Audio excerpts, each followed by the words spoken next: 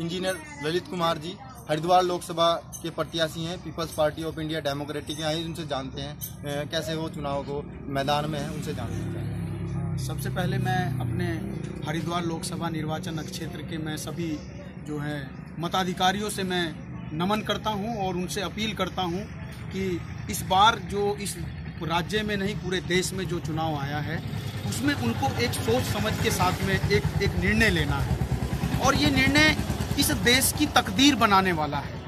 और ये तो घोषणा हो चुकी है ये बीजेपी की तरफ से कि ये चुनाव हम आखिरी करने वाले हैं, इसके बाद चुनाव नहीं होगा। इन सारी घोषणाओं से आज जनता रूबरू है। जनता जान रही है कि आज चाहे उत्तराखंड को ही हम लें, मैं उत्तराखंड की इस हरिद्वार लोकसभा निर्वाचन क्षेत्र से लड़ रहा हूं, तो एक मुद्दा मैं हरिद्वार का भी लेना चाहता हूं, उत्तराखंड का लेना चाहता हूं। पिछले कई सालों से 2012 से लेकर के अब तक यहाँ पर शेड्यूल कास्ट, शेड्यूल ट्राइब और ओबीसी के जो छात्र हैं उनकी छात्रवृत्ति के नाम पर एक बड़ा घोटाला हुआ है। यहाँ पर गंगा की सफाई के नाम पर एक बड़ा घोटाला हुआ है।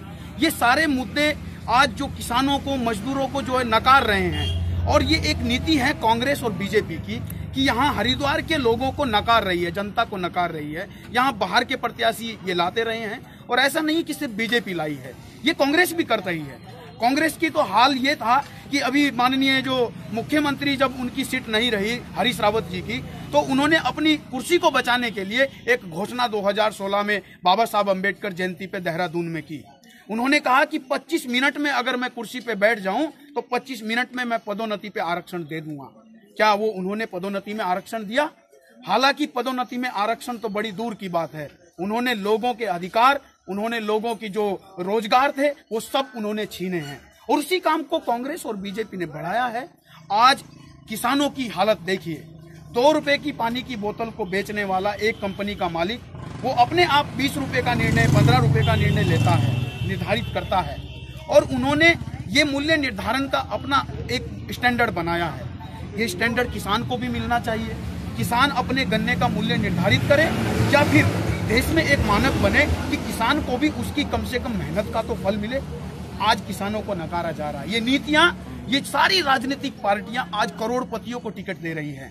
युवा आज समझ रहा है इस देश में SC, ST, OBC के लोगों का सुप्रीम कोर्ट में, देश के हाई कोर्ट में कोई प्रतिनिधित्व नहीं है, कोई उनको आरक्षण नहीं है। महिला आरक्षण की बात करने वाले लोग, हम उनसे पूछना चाहते हैं क्या वो लोग महिलाओं को आज आज़ादी देना चाहते हैं? अगर देना चाहते हैं तो कितनी उन्होंने आज़ादी दी है? क्या उन्होंने इस महिलाओं के लिए क्या अपनी पार्टियों में 50% जगह उन्होंने सुरक्षित की है? क्या उन्होंने 35% सुरक्षित की है? हमारी पार्टी इस देश में महिलाओं को 50% आरक्षण नहीं, उनको प्रतिनिधित्व देगी। हमारी पार्टी 50% महिलाओं को, अभी हमारे पास में महिलाएं नहीं आई हैं, लेकिन अगर आती हैं तो हम उनका वेलकम करते हैं, हम स्वागत करते हैं। ये बात युवा समझ रहा है और ये युवा जान चुका है कि जब नरेंद्र मोदी जी देश के प्रधानमंत्री पूरे विश्व के सामने बोल रहे हैं कि ये युवा भारत है, तो ये युवा आज बोल रहे हैं कि अगर युवा भारत है तो युवा की बारी होगी। अब ये जो है ये गद्दारी नहीं चलेगी। अब ये गद्दारी इसलिए नहीं चलेगी कि आज जो तुम लोग जो है राजा का बेटा राजा बनाने की राजशाही जो ला रहे हो।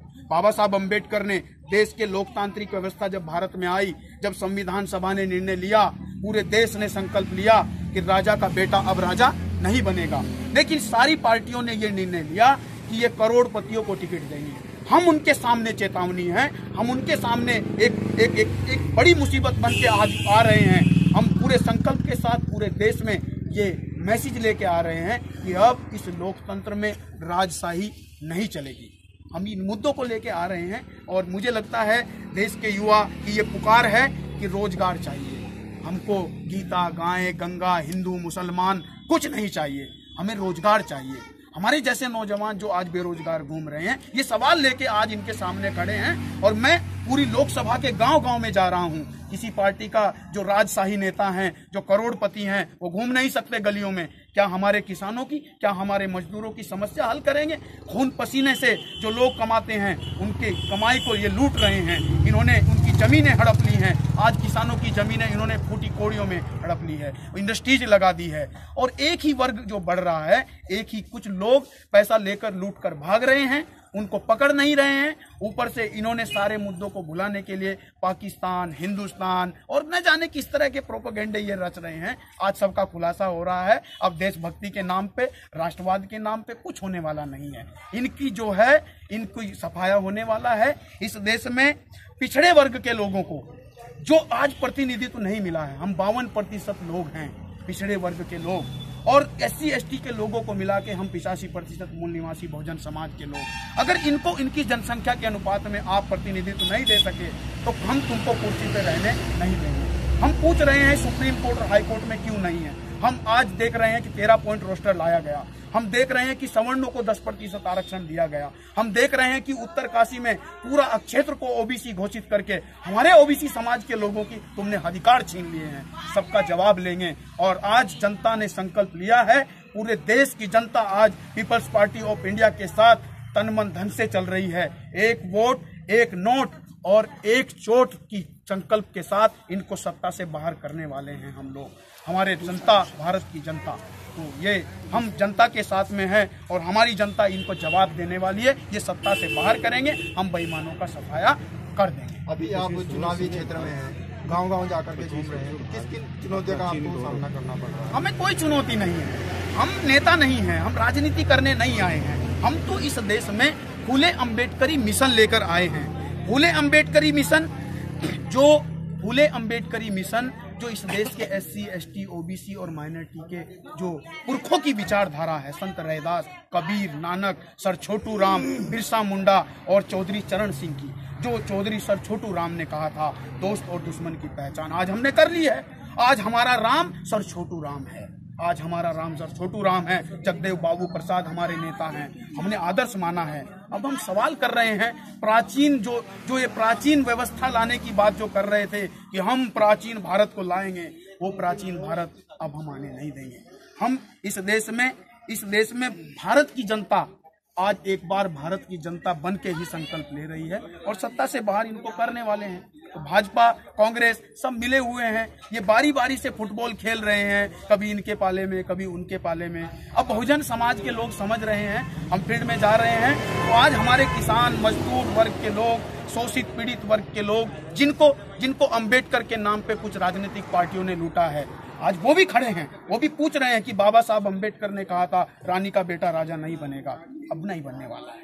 ये सब सफाया हम इनका कर देंगे और जनता कर रही है। हमारे साथ जनता है, हम जनता के साथ आज ये आवाज लेके चल रहे हैं। सर, इस देश में बहुजनों की जो पार्टी मानी जाती है, बहुत बड़ी पार्टी मानी, हालांकि वो उत्तर प्रदेश से बाहर नहीं निकल पाई है, तो BSP भी बहुजन की बात करती है, तो आप भी बहुजन की बात करते हो, कैसे डिफरेंस करेंगे? देखिए, बहुजन समाज एक बहुजन समाज है। हालांकि बहुजन में और दलित कॉन्सेप्ट अलग अलग है। कुछ लोग दलित और बहुजन को एक समझ रहे हैं। तो दलित और बहुजन, तो बहुजन की बात करना मतलब 85% की बात करना है। लेकिन बहुजन की बात करने वाले लोग दलितों के दायरे से बाहर नहीं निकलते। बाबा साहब अम्बेडकर तो इस शब्द का ही विरोध करते थे। तो ये जो दलित राजनीति हो रही है इस देश में बहुजन कॉन्सेप्ट के अंदर, ये इसको खारिज करती है। बहुजन आंदोलन में सिर्फ दलितपन की राजनीति नहीं चल सकती। और दलित जो बहुजन जो राजनीति है वो 85% लोगों की होनी चाहिए। और 85% जो जनता है वो देश में रहती है, उत्तर प्रदेश, बिहार और आपके 1-2 राज्य में नहीं रहती है। आप आदिवासियों को देखिए, आज उनकी जमीनें छीनने का जो कानून जो है, जो ऑर्डर जो है, जो सुप्रीम कोर्ट से दिया जाता है, अब जनता ने देखा है तो बाहर कर दिया।